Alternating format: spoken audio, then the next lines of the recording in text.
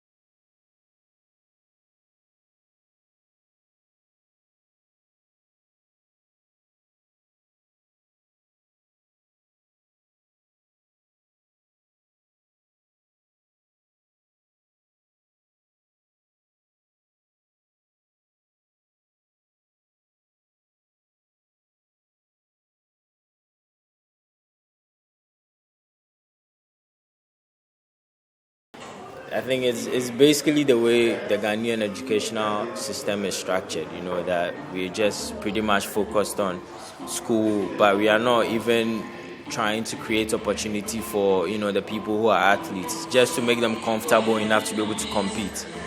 And, the thing with the States is that when the school year is about to start, we have our schedule of games that we need to play. So what usually happens is that the academic, department who are in charge of student athletes, they give us this letter with like all our games on it, with the times and everything, just so they know the classes that we're going to miss and all of that.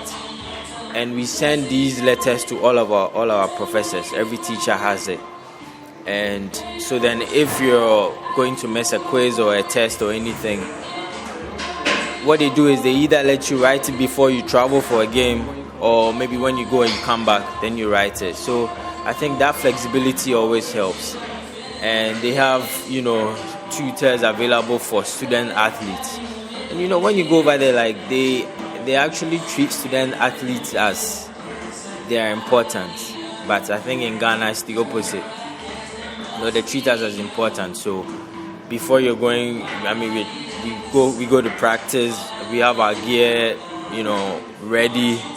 All you need to do is to train, come back, fold them together. You go, by the time you get back, your gear is in your locker.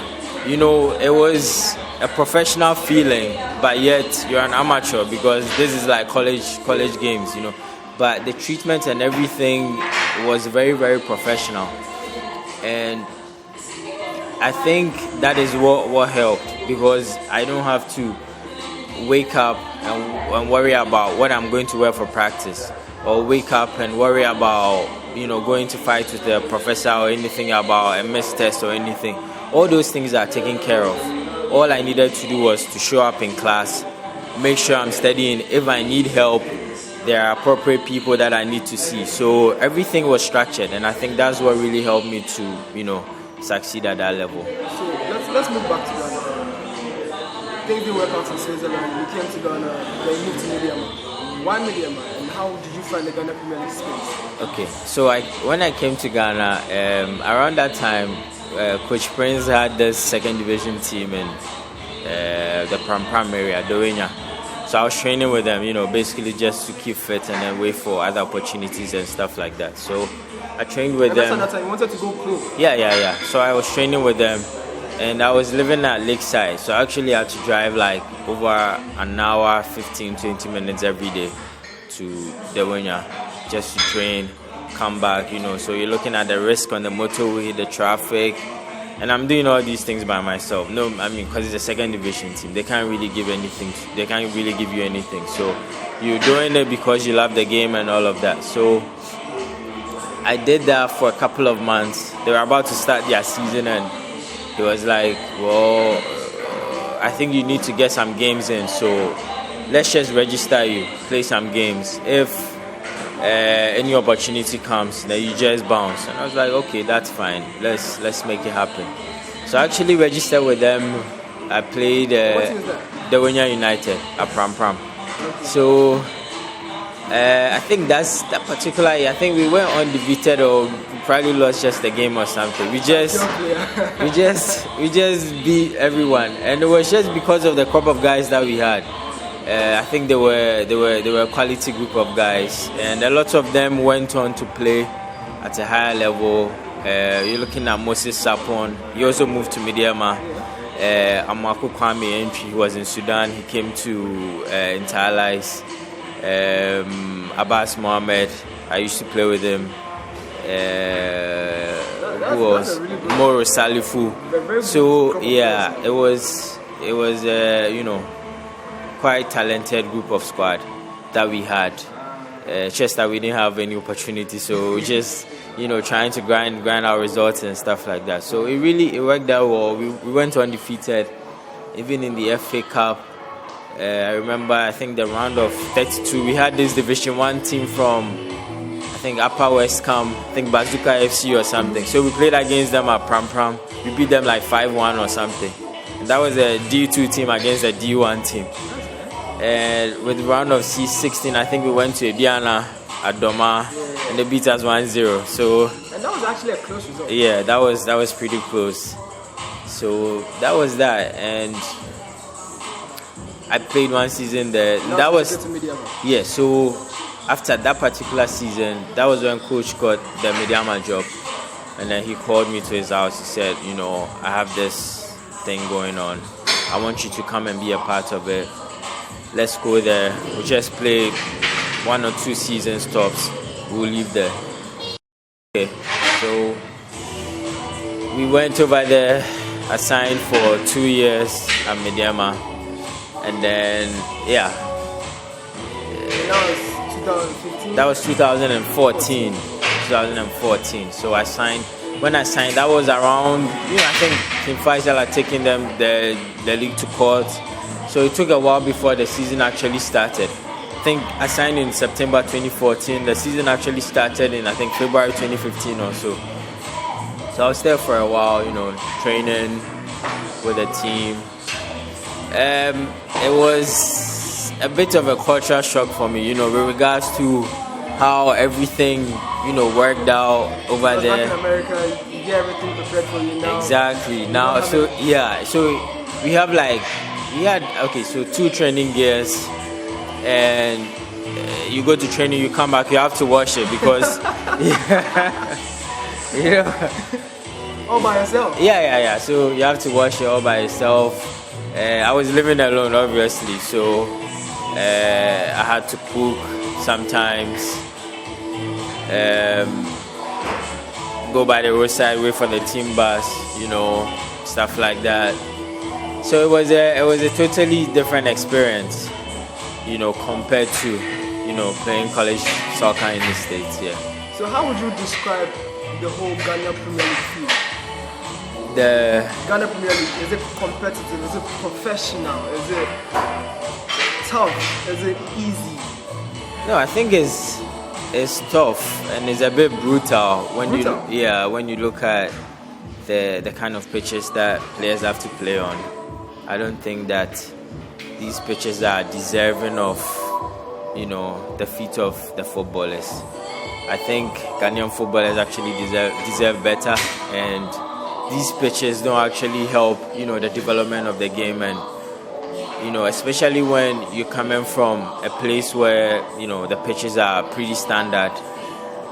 You're used to taking fewer touches on the ball, maybe a 1 touch or a 2 touch, but with the way the pitches are in Ghana, you can't do that, because when the ball is coming, it looks like it's coming, and then it just hits a stone or something, and it just changes direction. And so it makes the game, the games a bit slower. Naturally, the games are a bit slower, and that doesn't, help the development of the player, because ideally, when you're able to take fewer touches on the ball, it helps you advance the ball at a much quicker pace.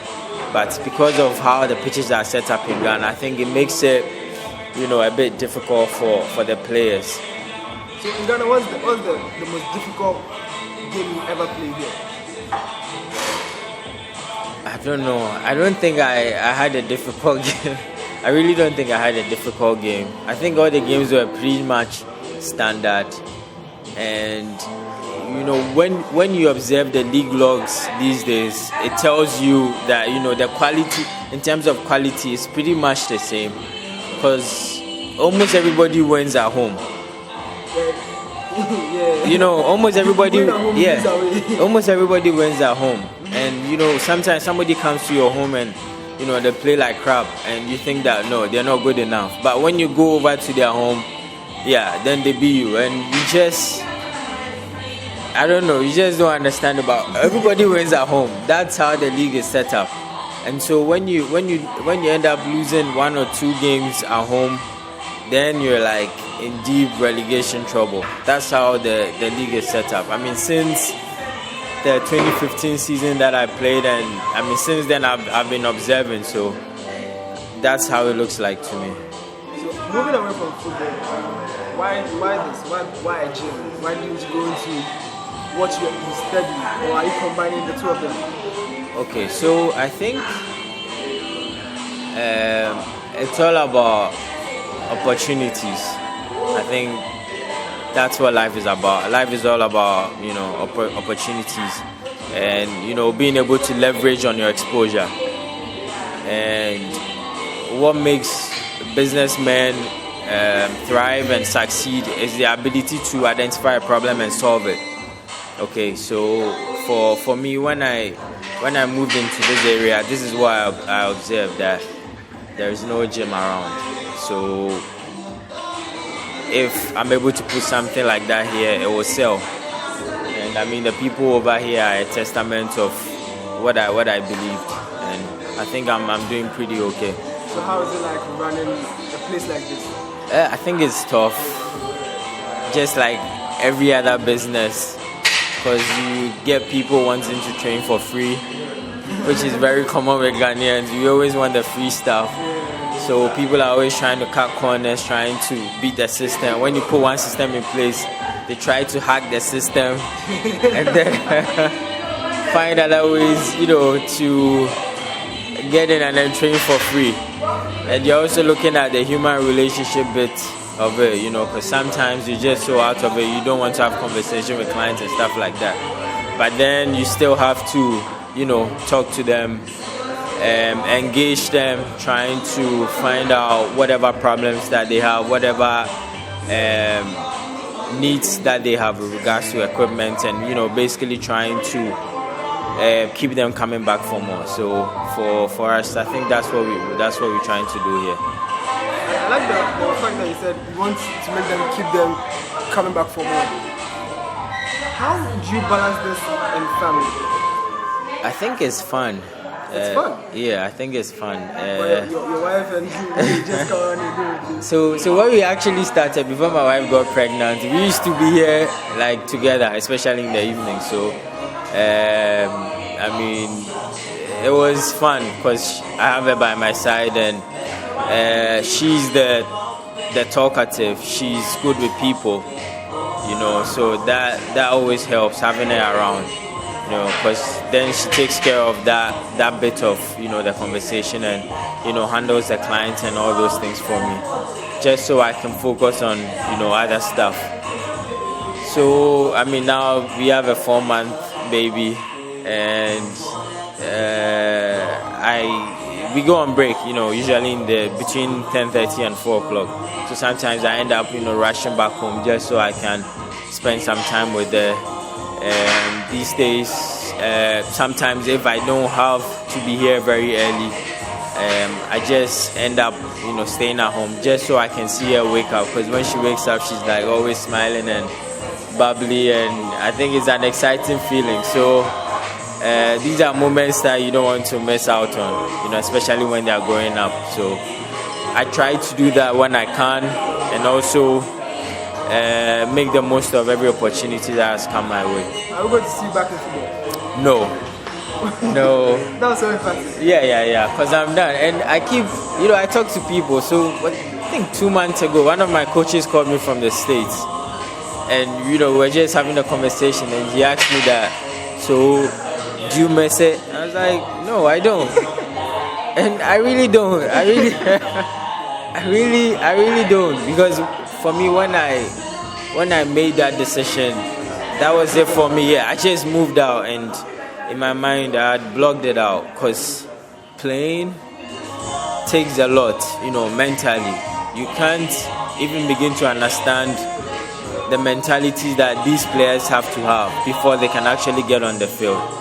Because maybe you're dealing with family issues, you have no money in your pocket, which is very, very common with Ghanaian footballers, because these team owners don't pay. They take us for granted. So it takes a lot to get a player on the field to play. And, I play for fun these days. Like, I play with a couple of my friends on Mondays. You'll probably see me at the Medina Estate Park playing Monday Stars with Gordon Ablode and stuff like that. And they are like, oh, you're so young, why don't you play? I'm like, no, we're just playing for fun. I don't... I'm not trying to go back. No. I'm just trying to enjoy it because for me it's an outlet, you know, a way of distressing when dealing with pressure at work. You know, just trying to move away from the routine. That is an outlet for me. So I enjoy doing that, and I also started doing a little bit of coaching. I wouldn't even call it coaching, but you know, just trying to. So you want to go into coaching? No, I don't. I really. So you just want to move away from football? I'm not trying to play. I'm not trying to play. You guys trying to coach? The only thing I'm trying to do, football-wise, is to make them come to your gym. No, not necessarily. Just help these guys with regards to investment. You know, if you need somebody to talk to. Because, I mean, you have these guys outside, they end up getting ripped off down here, you know, a lot of them. So for me with, you know, there's just a few circle of friends that I have. What I do with them is, you know, every now and then opportunities come and I talk to them that, you know what, this is what's going on. There's an opportunity here. I don't know if you are interested. If you are interested, well, this is how it looks like. And then we make it happen. So I think that is what I would want to go into, you know, going forward. So that's how the future looks for you now? Yeah. So for me right now, I'm just trying to build, you know, some form of leverage with these guys that I know. Just trying to, you know, work with them a little bit. And I've also gone back to school. I'm in the University of Ghana Business School doing my master's right now in international business. So that's what I'm doing. You're a big man. Not necessarily. Just trying to upgrade. Just trying to upgrade and just trying to be better for myself, and then also, you know, give some form of guidance to, you know, people that look up to you. So I think that's it. Thank you very much, Philip. Thank you. And maybe I could see you play my dreams. Who knows? Yeah, maybe. I get a couple of my friends still text me like, yo, I'm still waiting to see you play for us. And I'm like, yo, probably in your dreams. Probably in your dreams. You guys don't know. He's a big Arsenal fan. Yeah. I've been supporting Arsenal since the days of Tony Adams, Lee Dixon, Martin Keown, David Seaman. So I'm an old timer. Yeah. Old timer for a young boy. Yep. Alright, Charlie. Boss, thank you. Alright, man.